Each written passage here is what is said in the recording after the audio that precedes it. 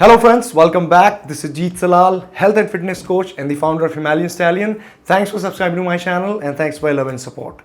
दोस्तों आज बात करने वाले हैं एक बहुत ही इंपॉर्टेंट टॉपिक के बारे में जो है 5 muscle building tips for the heart gainers skinny people.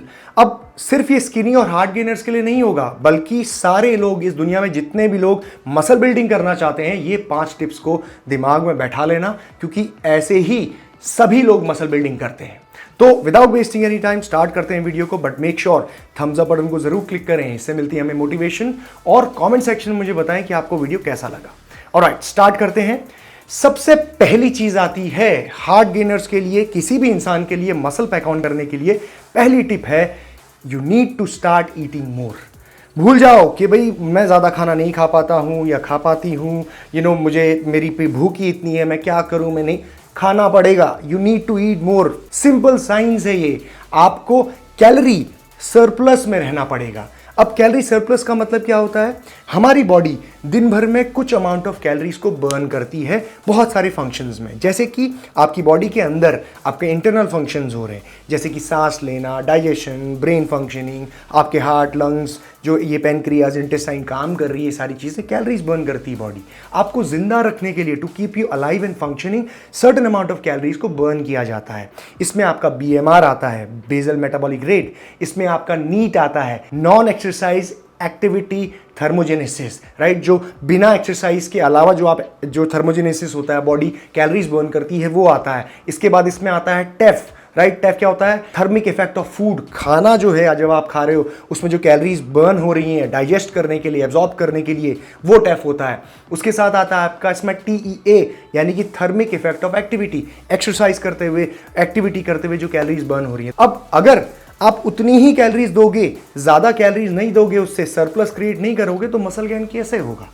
आपको भूख नहीं लगती, यह आपका प्रॉब्लम है, लेकिन आपकी बॉडी का ग्रोथ तब तक नहीं होगा जब उसको ज्यादा कैलोरीज नहीं मिलेगी। सिंपल साइंस है। ओवर प्रोटेक्टिव मदर होती है आपकी बॉडी। अगर आप उसको ज्यादा कैलोरीज दोगे तो वो अपने आप में स्टोर कर लेती है, और ज्यादातर केसेस में लोग इतनी ज्यादा कैलोरीज कंज्यूम कर लेते हैं तो बॉडी क्या करती है? फैट के फॉर्म में उसे स्टोर कर लेती है। लेकिन हमें वो नहीं चाहिए, हमें मसल के फॉर्म में चाहिए। तो मसल के फॉर्म में जब भी आपको अपनी कैलोरीज को स्टोर करना होता है तो वहां पे ट्रेनिंग की मदद ली जाती है। मसल को ट्रेन किया जाता है, मसल में रिक्वायरमेंट पैदा की जाती है और फिर कैलोरीज दी जाती है। जब उसको कैलोरीज मिलेगी, न्यूट्रिएंट्स मिलेंगे, तो मसल ग्रो करता है। And guys, before we jump on to the next point, एक बहुत ही important information. It's not even mid summer season yet, लेकिन गर्मी, टेम्परेचर बहुत हाई जा रहा है, but this should not be a reason to skip the gym workout. इसीलिए एक प्रॉपर डाइट और सप्लीमेंट्स के सपोर्ट के साथ आप अपनी ट्रेनिंग रूटीन को, रिजीम को कंटिन्यू रख सकते हैं इस समर में भी। And to buy 100% original supplements I trust Nutrabay. और खास बात यह है कि इस वक्त mid month bonanza sale 15 to 17 चल रही है, जहां पे आप बहुत सारी चीजें, सप्लीमेंट्स परचेज कर सकते हैं on a very exciting prices. Nutrabay एक बेस्ट ऑनलाइन प्लेटफॉर्म है जहां पे आपको ऑथेंटिक और जेन्युइन सप्लीमेंट्स मिलते हैं। फिर चाहे आपका गोल फिटनेस हो, या फिर मसल बिल्डिंग हो, या फिर वेट मैनेजमेंट हो, एनर्जी हो, जनरल फिटनेस हो, आपको सारी चीजें यहां पे सप्लीमेंट्स अवेलेबल होते हैं। न्यूट्रावे 70+ इंटरनेशनल और नेशनल ब्रांड्स में डील करता है। उनके सारे प्रोडक्ट्स लैब टेस्टेड, सर्टिफाइड और बहुत ही अच्छे अमेजिंग ऑफर्स में आपको वेबसाइट में अवेलेबल होते हैं। और अगर आप परचेज करना चाहते हैं अभी इस वक्त, तो आप डिस्क्रिप्शन बॉक्स में सारे लिंक्स को चेक कर सकते हैं। मिड मंथ बोनेंजा सेल्स में आपको बहुत एक्साइटिंग डिस्काउंट्स मिलेंगे, so check it out. Alright, second point आता है यहाँ पे ट्रैकिंग योर कैलोरीज। मतलब कि सरप्लस क्रिएट करना है मसल बिल्ड करने के लिए, मास पुट ऑन करने के लिए, ये तो फैक्ट है, लेकिन भाई उसका एक आइडिया भी होना चाहिए। मतलब आज अगर आप 3 रोटियां खाते हो तो ऐसा नहीं है कि आप 10 रोटी खाने लग जाओ, फिर तो आपका साइज बढ़ेगा ही बढ़ेगा, लेकिन बहुत ज़्यादा बढ़ जाएगा, जिसकी वजह से फैट एक्यूमुलेट हो जाएगी। इसीलिए कैलोरीज को ट्रैक करना बहुत ज़रूरी होता है। मतलब कि सरप्लस क्रिएट करना है, लेकिन कितना क्रिएट करना है ये पता होना चाहिए। अगर आप मसल बिल्डिंग फेज में जंप कर रहे हो और आपको पता है कि आपकी मेंटेनेंस कैलोरीज, यानी कि जो कैलोरीज आपको आपके बॉडी वेट को मेंटेन करने के लिए, एनर्जी को मेंटेन करने के लिए अभी चाहिए, वो 2000 है, तो सरप्लस, एक छोटा सा सरप्लस आप क्रिएट कर सकते हो 100 कैलोरीज का, 200 कैलोरीज का। लेकिन वो कैलोरीज दिन भर में आपको उतनी ही मिल रही हैं, ये मेक श्योर करने के लिए आपको कैलोरीज को ट्रैक करना पड़ेगा। आप अपनी मर्जी से कितना भी कार्बोहाइड्रेट्स या कितना भी फूड कंज्यूम नहीं कर सकते। अगर ऐसा करने लगोगे तो ओबेसिटी की तरफ आप बढ़ोगे। तो उसके लिए क्या किया जाता है, कुछ टूल्स होते हैं जो आपको यूज करने चाहिए। पहला टूल आता है इस तरीके का फूड स्केल।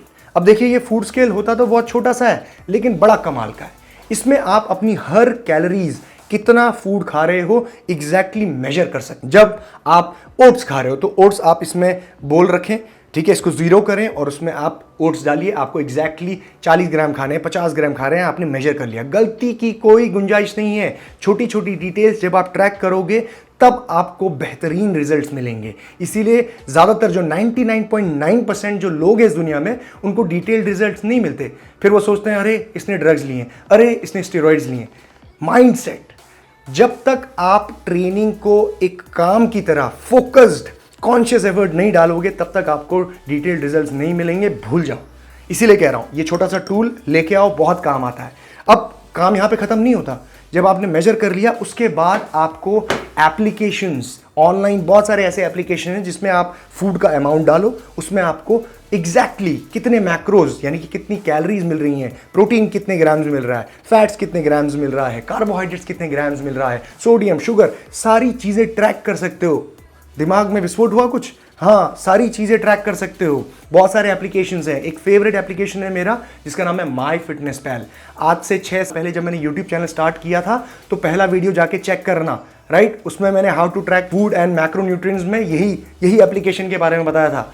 फोन में डाउनलोड करो उसे, अपने लैपटॉप में उसको ब्राउजर में खोलो, चेक करो। Whatever you eat, whatever you drink, put that in application, आपको सारी डिटेल्स मिलेगी। प्रोग्रेस तभी होगी जब आप अपनी कैलोरीज को ट्रैक करना सीखोगे, ठीक है। ये आप जिम के अंदर जाके अपने आप नहीं आएगा, लर्न करना पड़ेगा, पढ़ना पड़ेगा थोड़ा सा। सो पढ़ो इसको, लर्न करो and find it yourself. Alright, तीसरा पॉइंट आता है ट्रेनिंग प्लान।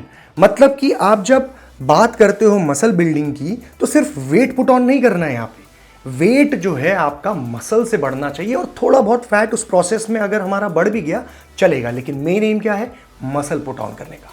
और भाई जिंदगी में आप मसल पुट ऑन तब तक नहीं कर सकते जब तक उसको एक सही वेट ट्रेनिंग, रेजिस्टेंस ट्रेनिंग ना मिले, और इसके लिए आपको प्लान चाहिए पड़ेगा। अब ये प्लान हर इंडिविजुअल का थोड़ा थोड़ा वेरी करता है। क्यों?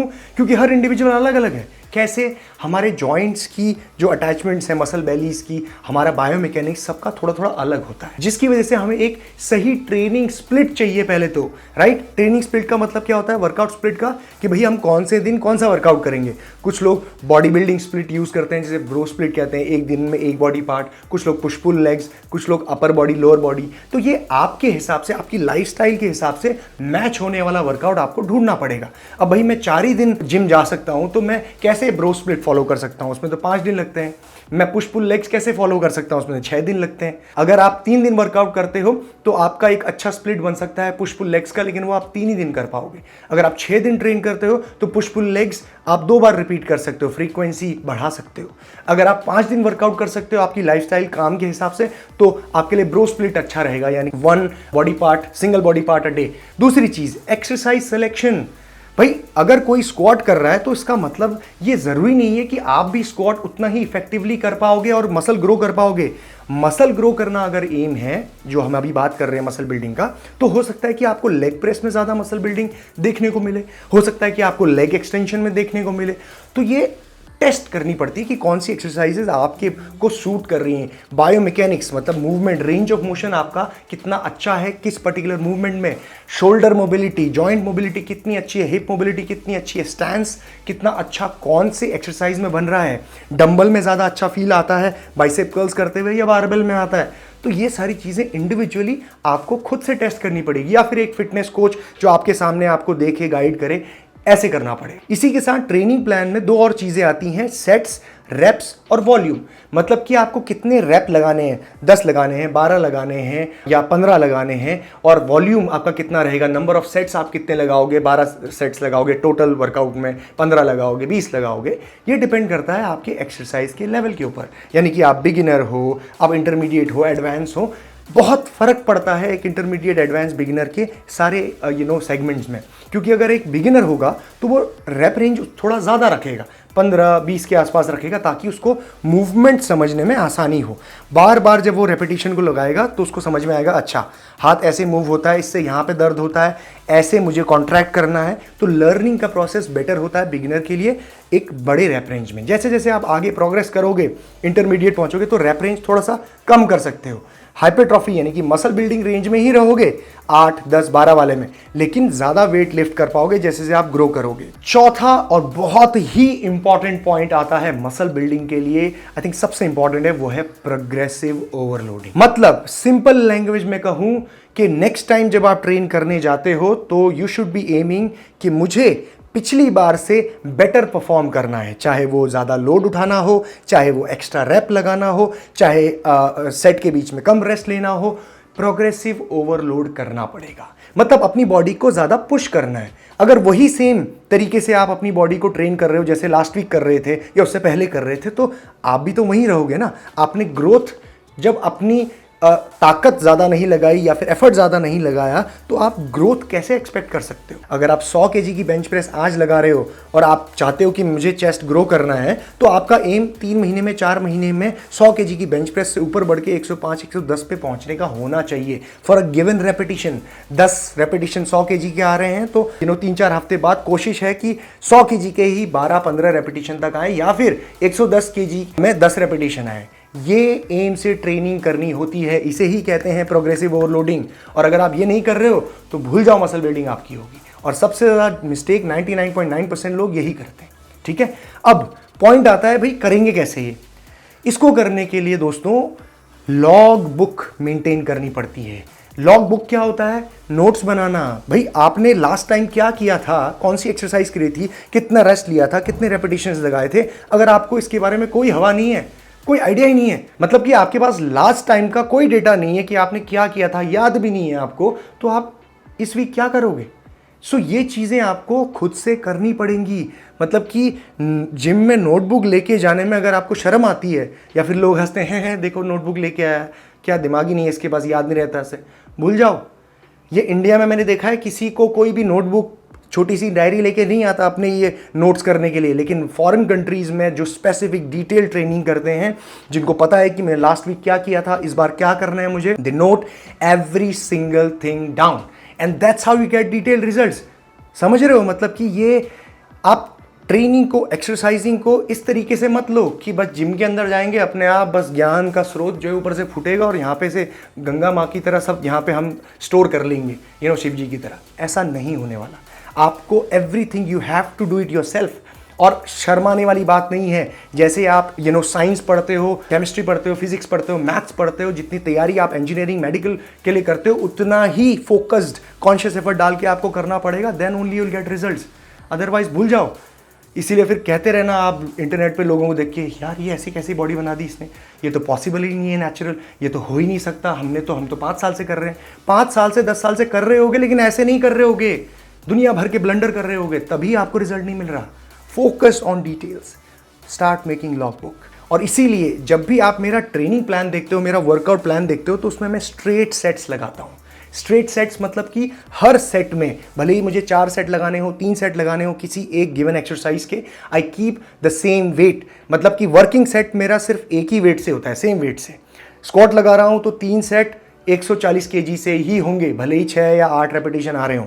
ठीक है, तो इसीलिए इसमें आपको यह बेनिफिट मिलता है कि स्ट्रेट सेट्स में आपको अपनी प्रोग्रेस को ट्रैक करने में बहुत बेनिफिट मिलता है। आपको लास्ट वीक पता होगा कि आपने 3 सेट लगाए 140 kg के 6 रेपिटेशन के, तो दूसरे सेट में कितने रह पाए, तीसरे सेट में कितने रह पाए, बीच में रेस्ट कितना लिया, ट्रैक करना ईजी होता है।